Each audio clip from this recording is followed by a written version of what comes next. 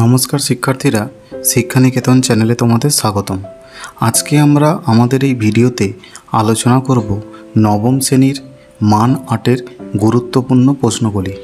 আজকের ভিডিওটিতে আমরা অধ্যায় অনুসারে মান ৮-এর গুরুত্বপূর্ণ প্রশ্নগুলি তোমাদের জানাবো। তোমরা যদি এই প্রশ্নগুলো অধ্যায় অনুসারে ঠিকভাবে তৈরি করতে পারো, তাহলে মান ৮-এর পরীক্ষায় যে একটি প্রশ্নের উত্তর দিতে হয় তা তোমরা তো কমন পাবে, পাশাপাশি মান ৪-এর একাধিক প্রশ্ন এই প্রশ্ন থেকেই তোমাদের আসবে। সুতরাং মান ৮-এর যে প্রশ্নগুলি আমরা বেছে দিচ্ছি, এগুলি থেকে তোমরা মান ৮ এবং মান ৪ দুই ধরনের সাপোর্টই পেয়ে যাবে। তোমরা যদি আমাদের চ্যানেলে নতুন হয়ে থাকো, তাহলে অবশ্যই চ্যানেলটি সাবস্ক্রাইব করে রাখো। এ ধরনের আরও সাজেশান ও গুরুত্বপূর্ণ প্রশ্নোত্তর আমাদের চ্যানেলে ভিডিওর মাধ্যমে আমরা আপলোড করব। সিলেবাস অনুসারে তোমাদের মোট অধ্যায় সংখ্যা ৭টি এবং প্রথম ৬টি অধ্যায় থেকে মান ৮-এর প্রশ্ন তোমাদের তৈরি করতে হবে। ১ থেকে ৬ পর্যন্ত প্রত্যেকটি অধ্যায় থেকে মান ৮-এর প্রশ্ন পরীক্ষায় আসতে পারে। পরীক্ষায় তোমাদের মান ৮-এর প্রশ্নের উত্তর করতে হবে যে কোনো একটি। তোমাদের প্রশ্ন দেয়া থাকবে মোট ৩টি। এই যে ৩টি প্রশ্ন তোমাদের দেয়া হবে, সেই প্রশ্নগুলি যে কোনো ৩টি অধ্যায় থেকে থাকবে, আর বাকি ৩টি অধ্যায় থেকে মান ৮-এর প্রশ্ন থাকবে না। কিন্তু আমাদের প্রত্যেকটি অধ্যায়কে সমানভাবে গুরুত্ব দিয়ে প্রতিটি অধ্যায়ের গুরুত্বপূর্ণ প্রশ্নগুলোকেই তৈরি করতে হবে। কারণ যে প্রশ্ন বা যে অধ্যায় থেকে মান ৮-এর প্রশ্ন আসছে না, সেখান থেকে অবশ্যই মান ৪-এর প্রশ্ন তোমরা পাবে। সুতরাং মান ৮-এর প্রশ্ন তৈরি করে রাখলে সেখান থেকে মান ৪-এর প্রশ্ন পাওয়া যাবে। তাই মান ৮-এর প্রশ্নের যে গুরুত্বপূর্ণ লিস্টটা আমি তৈরি করে দিচ্ছি, তা অবশ্যই তোমরা ফলো করো।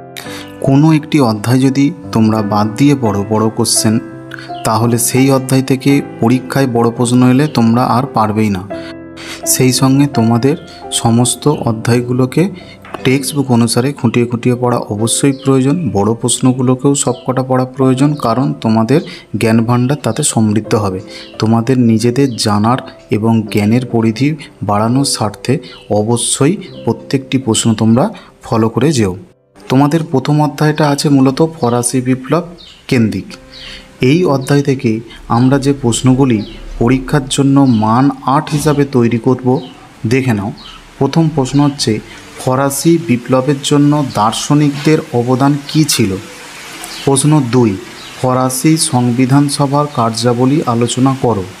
প্রশ্ন ৩, ফরাসি বিপ্লবের আর্থসামাজিক এবং রাজনৈতিক প্রেক্ষাপট আলোচনা করো। এই প্রশ্নটা এরকমও আসতে পারে, ফরাসি বিপ্লবের কারণ বর্ণনা করো।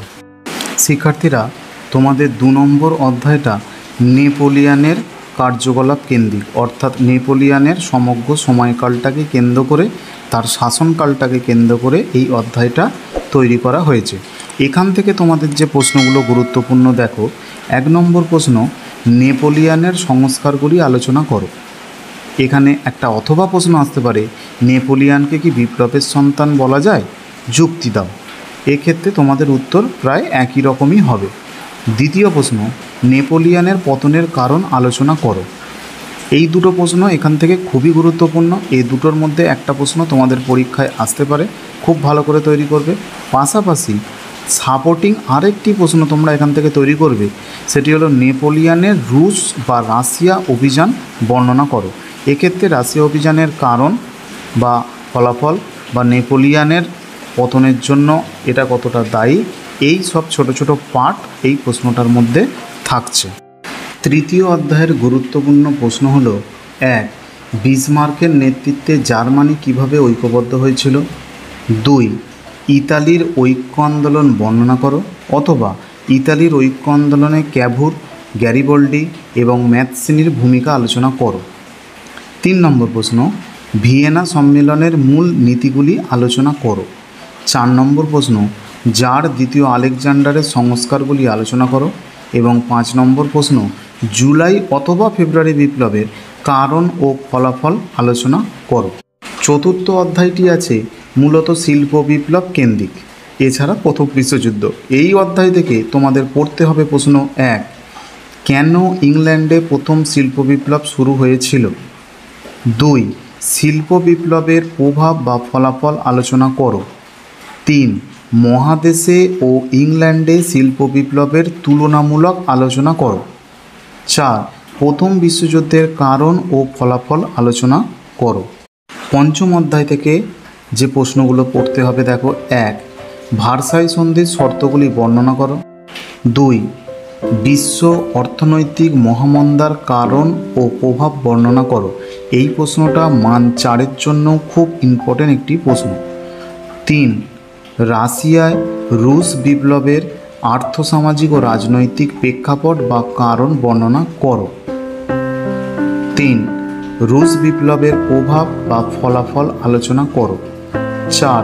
স্পেনের গৃহযুদ্ধের সংক্ষিপ্ত পরিচয় দাও। 4 নম্বর প্রশ্নটিও মান 4-এর জন্য খুব গুরুত্বপূর্ণ।